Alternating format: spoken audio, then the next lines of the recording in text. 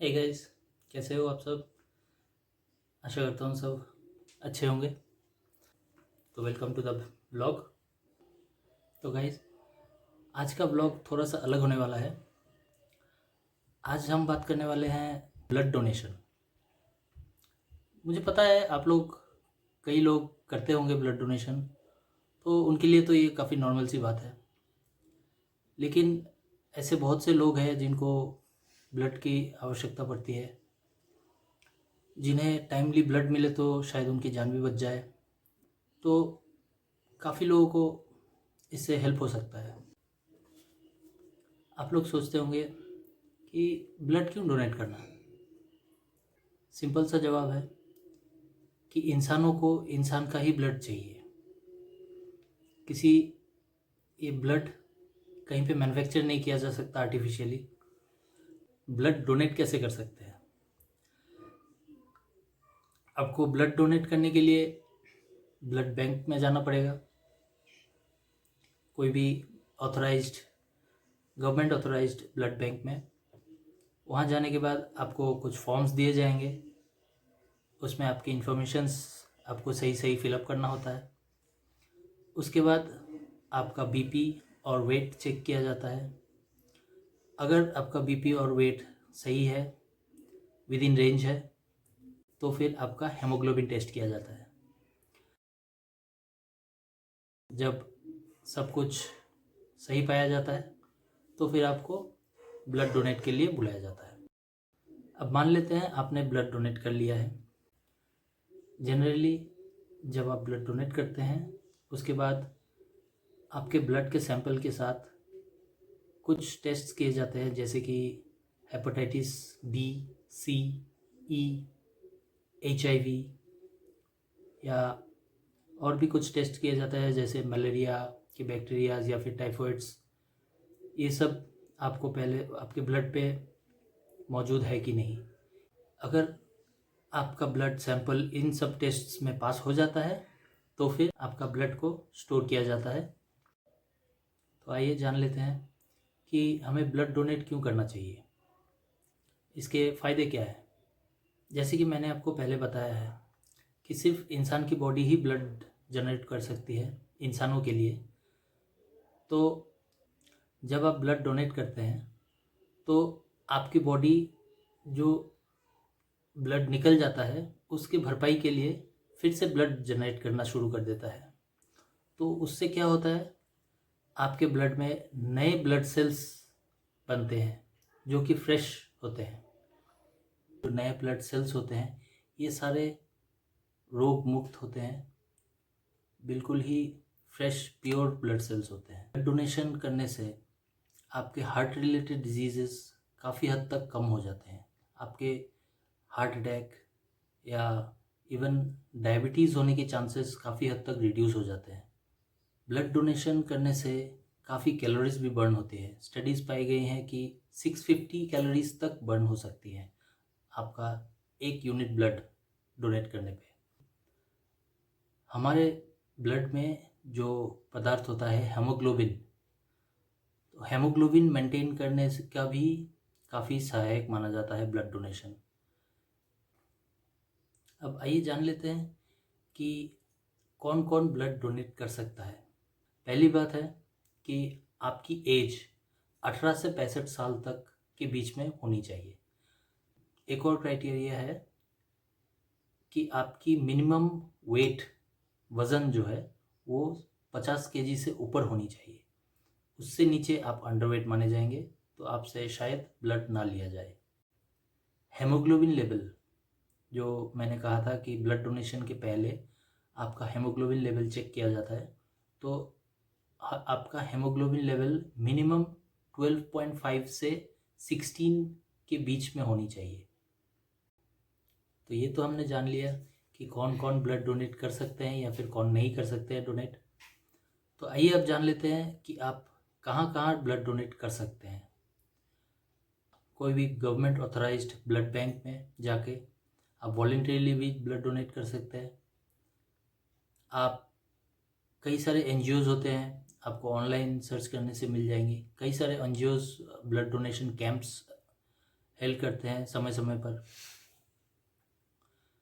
Authorised hospitals जहाँ पे blood banks available है, आप वहाँ जाके भी अपना ब्लड डोनेट कर सकते हैं अगर आप एलिजिबल हैं तो।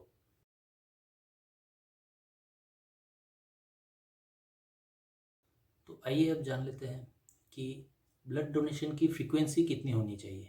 मतलब आपने एक बार ब्लड डोनेट कर लिया तो कितने दिन तक आप ब्लड डोनेट नहीं कर सकते फिर से। जनरली 3 महीने सफिशिएंट होता है।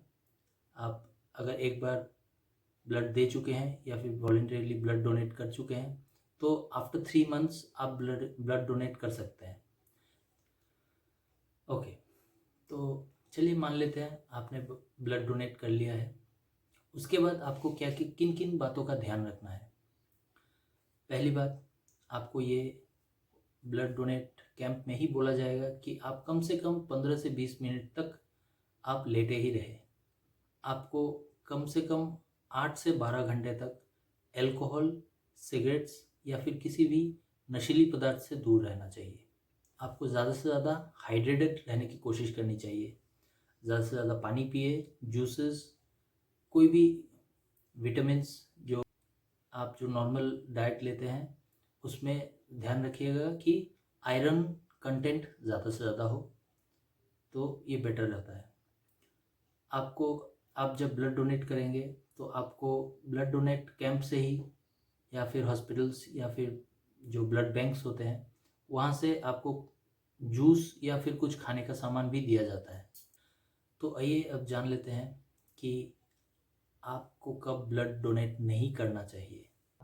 अगर आपको डायबिटीज़ या बीपी की बीमारी है तो आपको ब्लड डोनेट नहीं करना चाहिए। या फिर आपको हार्ट रिलेटेड प्रॉब्लम्स है तो आपको ब्लड डोनेट नहीं करना चाहिए। अगर मान लीजिए आपको कोई वैक्सीन लगा हो, 6 महीने के अंदर तक आप ब्लड डोनेट नहीं कर सकते हैं, ये रिकमेंडेड नहीं है। तो टैटू करवाने के 6 महीने के अंदर तक आप ब्लड डोनेट नहीं कर सकते हैं। ब्लड डोनेशन के 12 घंटे तक अगर आपने अल्कोहल अगर कंज्यूम किया है या फिर कोई भी नशीली पदार्थ आपने कंज्यूम किया है तो आपको ब्लड डोनेट नहीं करना चाहिए। अगर मान लेते हैं आपका माइनर या फिर मेजर कोई सर्जरी हुआ हो तो आपको कम से कम 1 साल तक ब्लड डोनेट नहीं करना चाहिए। और कुछ कुछ बीमारी जैसे कि ट्यूबरकुलोसिस, एस्थमा, फिट्स हो, आपको फिट्स आते हों या फिर आपको कोई एलर्जीज़ हो तो तब भी आपको ब्लड डोनेशन से परहेज़ करना चाहिए या फिर आपको ब्लड डोनेट नहीं करना चाहिए, ये रिकमेंडेड नहीं है। तो आइए अब हम जान लेते हैं कि जब आपको ब्लड की ज़रूरत पड़ती है और आप वॉलेंट्री ब्लड डोनर मिल सकते हैं। ऐसे बहुत से ऐप्स आपको मिल जाएंगे आपके प्ले स्टोर में जो कि वॉलेंट्री डोनर के साथ आपका परिचय करवा सकते हैं। कुछ ऐप्स हैं friends2support.org, blood donor app, blood line, blood friends, blood me. तो इन जैसे ऐप्स आप अपने मोबाइल पे डाउनलोड कर सकते हैं। वहाँ पे जो वॉलेंट्री ब्लड डोनर्स रजिस्टर्ड हैं, आपको अगर ब्लड की आवश्यकता पड़ती है तो आप उनसे संपर्क कर सकते हैं और करके आप ब्लड कोई भी ब्लड बैंक में जाके आप एक्सचेंज ज़रूर कर सकते हैं। आपको बता दें 14 जून इंटरनेशनल ब्लड डोनेशन डे है और 2005 से 14 जून को वर्ल्ड ब्लड डोनर डे के हिसाब से यूनाइटेड नेशंस ने इसे मान्यता दी है। तो फ्रेंड्स, आशा करता हूँ कि आज का ये ब्लॉग आपको अच्छा लगा हो और इसमें दी गई इन्फॉर्मेशंस का आप भरपूर फ़ायदा उठाएंगे। तो फ्रेंड्स, आज का ये वीडियो देखने के लिए बहुत बहुत धन्यवाद। अगर आपको ऐसा लगता है कि आज की वीडियो में जो इन्फॉर्मेशन मैंने आपके साथ शेयर किया है इससे आपका कुछ फ़ायदा हुआ हो तो आप भी जाइए ब्लड डोनेट कीजिए।